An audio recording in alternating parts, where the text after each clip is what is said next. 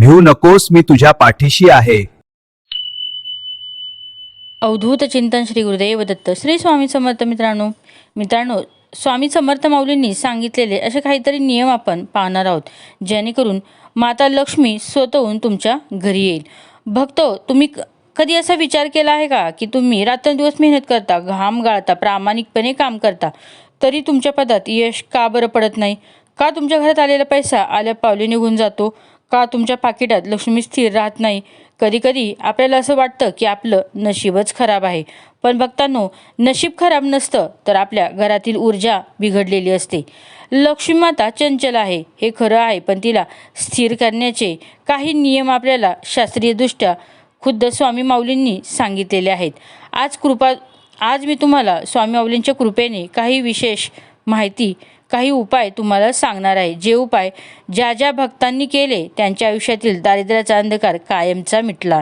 हे केवळ उपाय नाही, तर ही स्वामींची तुमच्यासाठी दिलेली प्रसादी आहे. आजचा हा व्हिडिओ शेवटपर्यंत बघा, कारण हे उपाय तुमच्या जीवनाची दिशा बदलून टाकतील. चला तर स्वामींचं नाव घेऊया आणि सुरुवात करूया. मित्रांनो, आपण नेहमी म्हणतो लक्ष्मी आली आणि गेली, पण लक्ष्मी नक्की जाते कुठं आणि ती कोणाकडे स्थिर राहते? स्वामी समर्थांनी एका प्रसंगात सांगितलं होतं की जिथे स्वच्छता, शुचिता आणि सद्भाव असतो ना, तिथेच ईश्वराचा वास असतो. पैसा म्हणजे केवळ कागदाचे तुकडे नाही, ती एक ऊर्जा आहे. जर तुमच्या घरात नकारात्मकता असेल ना, सतत भांडणं असतील किंवा तुम्ही वास्तूच्या नियमाचं उल्लंघन करत असाल, तर लक्ष्मी माता तिथे क्षणभरही थांबणार नाही. पण जर तुम्ही आज सांगणारे असे काही 7 नियम जर पाळले, तर केवळ पैसाच नाही, तर सुख, समाधान आणि आरोग्य सुद्धा तुमच्या घरात नांदेल. हे उपाय अत्यंत साधे आहेत, पण त्यांचे परिणाम मात्र खूप प्रचंड आहेत. त्यामुळे व्हिडिओ स्किप न करता संपूर्ण व्हिडिओ नक्की बघा. उपाय: उंबरट्याची शक्ती आणि लक्ष्मीचे स्वागत. बघतो, तुमच्या घराचा उंबरटा हा केवळ लाकडाचा किंवा दगडाचा तुकडा नाही, तो तुमच्या घराचं संरक्षण कवच आहे. प्राचीन काळापासून उंबरट्याला देवतेचं स्थान दिले गेलेलं आहे. लक्ष्मी माता जेव्हा तुमच्या दारी येते ना, तेव्हा ती आधी उंबरट्याकडे पाहते. जर उंबरट्यात अस्वच्छ असेल, तिथे चपलांचा ढीग असेल, तर ती बाहेरूनच परत फिरते. मित्रांनो, काय करावे?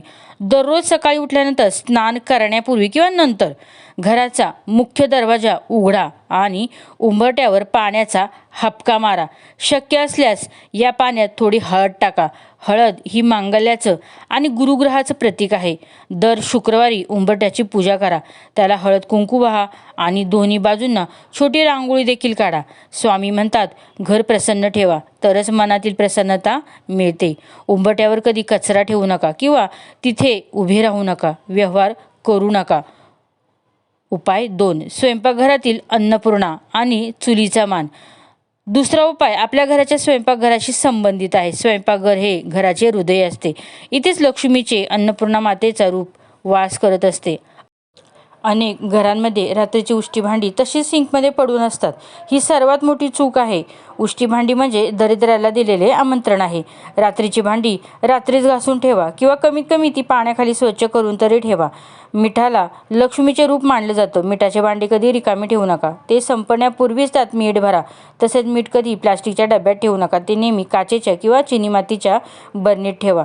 यामुळे घरात धनधान्याची कमतरता भासत नाही. रोज स्वयंपाक करताना पहिली पोळी गायीसाठी काढा. जर गाय उपलब्ध नसेल, तर त्यात ती कुत्र्याला किंवा पक्ष्यांना द्या. जेव्हा तुम्ही मुख्य प्राण्यांची भूक भागवताना, तेव्हा तुमची भूक भागवण्याची जबाबदारी स्वामी घेतात.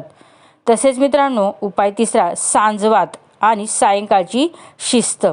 तिसरा आणि सर्वात प्रभावी काळ म्हणजे संध्याकाळची वेळ. याला आपण गोधुली बेला म्हणतो. संध्याकाळी सूर्य मावळण्याच्या वेळी घरात झोपणे, जेवणे किंवा कोणाशी भांडण करणे अवश्य टाळा. ही वेळ देवी देवतांच्या आगमनाची असते. संध्याकाळी देवासमोर तुपाचा दिवा लावा. तुळशीपाशी एक दिवा आवर्जून लावा. जर तुम्हाला शक्य असेल तर संध्याकाळी 10 मिनिटं श्री स्वामी समर्थ किंवा ओम नमो भगवते वासुदेवाय या मंत्राचा उच्चार करा. संध्याकाळी घरातले सर्व दिवे किमान 10-15 मिनिटांसाठी चालू ठेवा. घरात कोपऱ्यात कुठेही अंधार असू देऊ नका. ज्या घरात सांजवात होते ना, तिथे लक्ष्मी टिकू शकतच नाही. उपाय 4: उत्तर पूर्व दिशा आणि कलश स्थापना. चौथा उपाय वास्तुशास्त्रावर आधारित आहे. तुमच्या घरातील उत्तर पूर्व दिशा म्हणजेच ईशान्य कोपरा ही देवांची दिशा मानली जाते. काय करायचं? हा कोपरा नेहमी स्वच्छ आणि हलका ठेवा. इथे जड वस्तू, भंगार किंवा कचरा कधीही ठेवू नका. या कोपऱ्यात एका तांब्यात किंवा कलशात स्वच्छ पाणी भरून ठेवा. त्यावर एक तुळशीचे पान ठेवा. हे पाणी दररोज बदला आणि जुने पाणी झाडांना टाका. पाणी हे धनाचे प्रतीक आहे. ईशान्येला पाणी असल्याने घरात पैशाचा ओघ वाढतो आणि अडकलेली कामे मार्गी लागतात. स्वामींच्या मठातही आपण पाहतो तिथे पाण्याची व्यवस्था नेहमी पवित्रच असते. उपाय 5वा, स्त्रीचा सन्मान. हीच तर खरी गृहलक्ष्मी.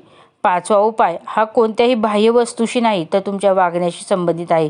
स्वामी समर्थांनी नेहमीच मातृशक्तीचा सन्मान करायला शिकवलं आहे. ज्या घरात स्त्री रडते तिथे पत्नीचा, आईचा किंवा मुलीचा अपमान होतो. तिथे साक्षात विष्णू जरी आले ना तरी लक्ष्मी तिथे थांबणार नाही. घराची स्त्री जर आनंदी असेल ना तर त्या घरात लक्ष्मीचा अखंड वास असतो. घरातील स्त्रियांनी देखील संध्याकाळी केस मोकळे सोडून फिरू नये किंवा रडू नये. कुटुंबातील सदस्यांनी एकमेकांशी प्रेमाने बोलावे. लक्षात ठेवा, जिथं प्रेम तिथं लक्ष्मी. उपाय 6वा, दान. 6 उपाय म्हणजे दानाचा महिमा. लक्ष्मीचा स्वभाव प्रभावी आहे. जर तुम्ही पाणी एका ठिकाणी साठवून ठेवलं तर ते सडतं, पण ते वाहत राहिलं तर ते निर्मळ राहतं. संपत्तीचंही तसंच आहे. तुमच्या उत्पन्नातील छोटासा भाग शक्य असल्यास 10% किंवा तुमच्या इच्छेनुसार गरिबांसाठी, प्राण्यांसाठी किंवा धार्मिक कार्यासाठी अवश्य खर्च करा. स्वामी समर्थांकडे जेव्हा एखादा भक्त काही घेऊन यायचा ना तेव्हा स्वामी ते इतरांना वाटून टाकायचे. हे कशाचं प्रतीक होतं? हे याचंच प्रतीक होतं की तुम्ही जेवढं द्याल ना त्याच्या 1000 पटीने निसर्ग तुम्हाला परत देईल. कधीही कोणाला रिकाम्या हाताने पाठवू नका. तुमच्या दारी आलेल्या याचक लक्ष्मीचे रूप देखील असू शकतो. उपाय 7वा आणि शेवटचा, मिठाचा आणि कापुराचा. गुप्त तोडगा. आता सर्वात शेवटचा आणि गुप्त उपाय जो तुमच्या घरातील सर्व नजरदोष आणि वास्तुदोष दूर करेल. दर गुरुवारी आणि शुक्रवारी घराची फरशी पुसताना पाण्यात थोडं खडे मीठ अवश्य टाका. मीठ हे नकारात्मक ऊर्जा शोषून घेतं. रोज रात्री झोपण्यापूर्वी एका छोट्या वाटीत भीमसेनी कापूर आणि 2 लवंगा जाळा. त्याचा धूर संपूर्ण घरात फिरवा. यामुळे घरातील हवा शुद्ध होते आणि धन आकर्षित करण्याची ऊर्जा सक्रिय होते. हा उपाय सलग 21 दिवस करून पहा. तुमच्या घरातील कटकटी कमी होतील आणि उत्पन्नाचे नवीन मार्ग देखील मोकळे होतील. बघतो, हे उपाय करताना मनात श्रद्धा असणं खूपच गरजेचं आहे. उगाच सांगितलंय म्हणून करणं योग्य नाही. एका गरीब भक्ताची कथा तुम्हाला सांगते. त्याच्याकडे खायला अन्न नव्हतं, पण त्याने स्वामींच्या शब्दावर विश्वास ठेवला. त्याने रोज आपल्या उंबरठ्याची पूजा देखील केली. नामस्मरण सोडलं नाही. काही दिवसात त्याला असा एक मार्ग सापडला ज्यामुळे त्याचं सर्व कर्ज देखील फिटलं. स्वामी म्हणतात, तू करशील तर होईल, पण तू श्रद्धेने कर. कर्माची साथ आणि भक्तीची ओढ असेल तर लक्ष्मी मातेला तुमच्याकडे यावंच लागणार. तर मित्रांनो, हे होते लक्ष्मी मातेला स्थिर करण्याचे काही गुप्त उपाय. यातला कोणता उपाय तुम्ही आजपासून सुरू करणार नक्की कमेंटमध्ये सांगा. स्वामी भक्त आहात तर कमेंटमध्ये श्री स्वामी समर्थ नक्की कमेंट करा. व्हिडिओ आवडल्यास नक्की लाईक करा आणि तुमच्या मित्रांना शेअर करा. अवधूत चिंतन. श्री गुरुदेव दत्त. श्री स्वामी समर्थ.